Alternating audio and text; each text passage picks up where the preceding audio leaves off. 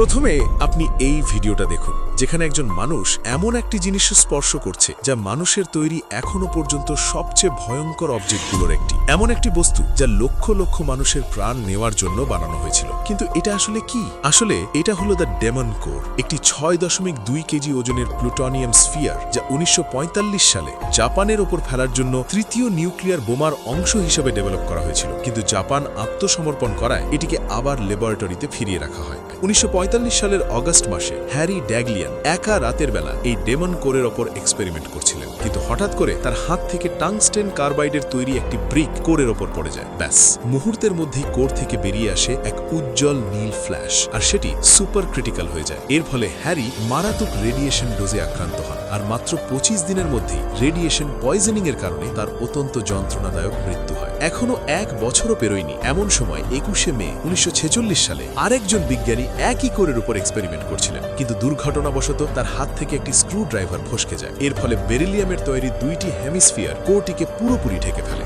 সঙ্গে সঙ্গেই বেরিয়ে আসে এক বিশাল রেডিয়েশন ফ্ল্যাশ, এতটাই তীব্র ছিল যে তার হাত সঙ্গে সঙ্গে নীল হয়ে যায়, আর মাত্র 9 দিনের মধ্যেই তারও মৃত্যু হয়। এই ঘটনার পর সমস্ত এক্সপেরিমেন্ট স্থায়ীভাবে বন্ধ করে দেওয়া হয় এবং শেষ পর্যন্ত 1946 সালে এই ডেমন কোরকে গলিয়ে চিরতরে ধ্বংস করে দেওয়া হয়।